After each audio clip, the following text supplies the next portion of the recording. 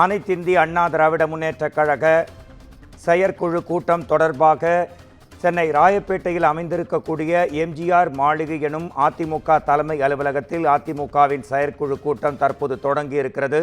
2026 சட்டமன்ற தேர்தலுக்கான கட்சியின் செயல் திட்டங்கள் வியூகம் குறித்து ஆலோசனை நடத்தப்படும் என உறுதியான தகவல் வெளியாகி இருக்கிறது. இது சம்பந்தமாக அதிமுக செயற்குழு கூட்டத்தில் விவாதிக்கப்படும் என்றும் சென்னை ராயப்பேட்டையில் அமைந்திருக்கும் தலைமை அலுவலகத்தில் எம்ஜிஆர் மாளிகையில் அதிமுக செயற்குழு கூட்டம் தொடங்கியிருக்கிறது.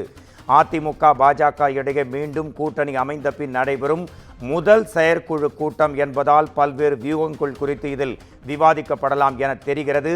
இது குறித்து பல்வேறு பார்வைகள், பல்வேறு தகவல்கள், பல்வேறு செய்திகளுடன் நம்முடன் இணைகிறார் குமுதம் தலைமை செய்தியாளர் சிவா.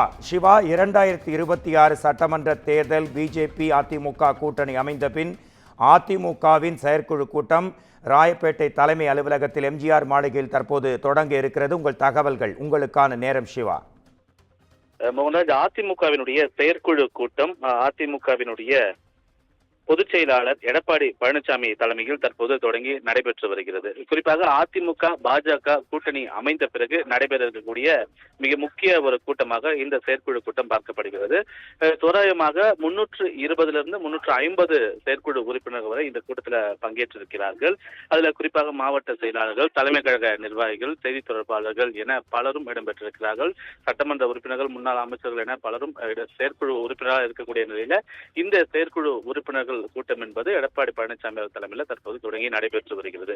ஏற்கனவே இதே அதிமுக தலைமை அலுவலகத்தில் தான் பாஜகவுடன் எந்த ஒரு சட்டமன்ற தேர்தலும் கூட்டணி இல்லை என்று எடப்பாடி பழனிசாமி அறிவித்திருந்த நிலையில தற்போது தேர்தல் எதிர்வர இருக்கக்கூடிய 2026 சட்டமன்ற தேர்தலை ஒட்டி தேர்தல் கூட்டணி தொடர்பான வியூகங்கள் எல்லாம் வகுக்கப்பட்டு அதிமுகவினுடைய தலைமையில் 2026 ஆண்டு இந்த கூட்டணியில் பாஜக இணைந்திருப்பதாக உள்துறை அமைச்சர் அமித்ஷா தலைமையில எடப்பாடி பழனிசாமியுடன் நடைபெற்ற அந்த ஆலோசனை கூட்டம், அதன் பிறகு நடந்த செய்தியாளர் சந்திப்பு, அதன் பிறகு உள்துறை அமைச்சர் அமித்ஷா எடப்பாடி பழனிசாமி அவருடைய வீட்டில் அமர்ந்து இரவு உணவு உண்டது என்பன போன்ற பல்வேறு அரசியல் தொடர்பான பல்வேறு சம்பவங்கள் எல்லாம் அரங்கேறிக்கக்கூடிய இந்த சூழல்ல இந்த செயற்குழு கூட்டம் மிகவும் ஒரு முக்கியத்துவம் வாய்ந்த ஒரு கூட்டமாக பார்க்கப்படுகின்றது. குறிப்பாக பல்வேறு மாவட்டங்கள்ல இதற்கு முன்பு பாஜகவுடன் கூட்டணி இல்லை என்று அறிவித்த பிறகு பல்வேறு மாவட்டங்கள்ல தொடர்ந்து பல்வேறு சலசலப்புகள் எல்லாம் இருந்தன. பாஜகவுடன் கூட்டணி இருக்கக்கூடாது, பாஜக கூட்டணி வேண்டாம் என்பன போன்ற பல்வேறு கருத்துக்களை எல்லாம் பேசியிருந்த நிலையில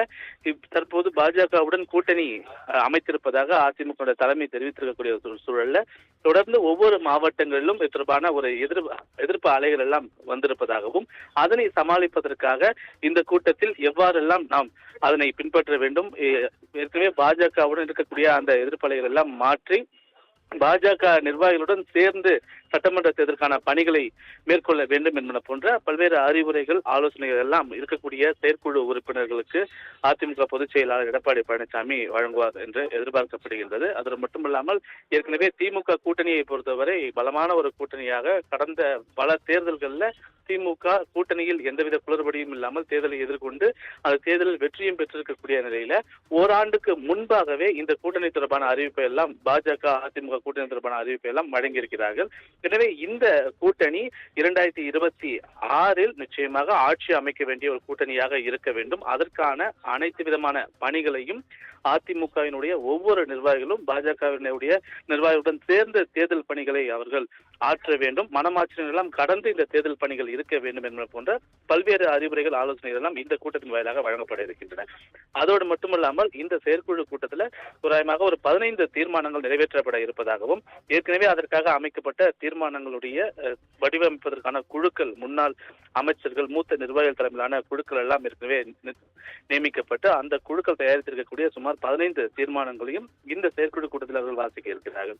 அதில் ஏற்கனவே அனைத்து விதமான அதிகாரங்களும் எடப்பாடி பழனிசாமிக்கு தான் இருக்கிறது என்பது போன்ற ஒரு தீர்மானங்கள் பல்வேறு கூட்டங்கள்ல நிறைவேற்றப்பட்டிருக்கக்கூடிய நிலையில அது போன்ற ஒரு தீர்மானமும், அதே போன்று காஷ்மீர் பஹல்காம் அந்த தீவிரவாத தாக்குதல் தொடர்பான ஒரு இரங்கல், அதே போன்று இந்த சாதிவாரி கணக்கெடுப்பு நடத்துவதற்கான ஒரு அனுமதியை வழங்கியிருக்கக்கூடிய மத்திய அரசுக்கு நன்றியும் பாராட்டும் தெரிவிக்கக்கூடிய வகையிலான தீர்மானம், திமுக அரசை கண்டிக்கக்கூடிய வகையில பல்வேறு தீர்மானங்கள் என ஒட்டுமொத்தமாக ஒரு 15 தீர்மானங்கள் வரை இந்த செயற்குழு கூட்டத்தில் நிறைவேற்றப்பட இருக்கிறது. இதில் மூத்த நிர்வாகிகள் பலர் பேச இருக்கிறார்கள். இறுதியாக அதிமுகவினுடைய பொதுச் செயலாளர் சட்டமன்ற எதிர்க்கட்சித் தலைவர் எடப்பாடி பழனிசாமி உரையாற்ற இருக்கிறார்.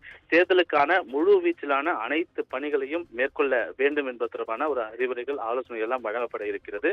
பாஜகவோட கூட்டணி மட்டுமல்லாமல் ஏற்கனவே தேசிய ஜனநாயக கூட்டணியில் அங்கம் வகித்திருந்த டிடிவி தினகரன் உள்ளிட்டோருடன் இணக்கமாக செல்வது தொடர்பாகவும் இந்த ஒரு செயற்குழு கூட்டத்தில் ஆலோசனைகள் எல்லாம் அறிவுரைகள் எல்லாம் வழங்கப்படுவதற்கான வாய்ப்புகள் இருப்பதாகவும் தெரிகிறது. ஏனென்றால் ஏற்கனவே உயர்நீதிமன்றத்தில் டிடிவி தினகரனுக்கு எதிராக அதிமுக பொதுச் செயலர் எடப்பாடி பழனிசாமி தொடுத்த வழக்கை எல்லாம் அவர் திரும்ப பெற்றிருக்கக்கூடிய நிலையில இந்த தேர்தலில் இணக்கமாக செயல்பட்டு திமுகவை எதிர்க்க வேண்டும், அதிமுகவுடைய வெற்றி என்ற ஒற்றை இலக்கோடு ஒற்றை குறிக்கோளோடு அனைவரும் செயல்பட வேண்டும் என்பன போன்ற பல்வேறு அறிவுரைகள் இந்த செயற்குழு கூட்டத்தின் வாயிலாக ஒவ்வொரு நிர்வாகிகளுக்கும் வழங்கப்பட இருக்கிறது.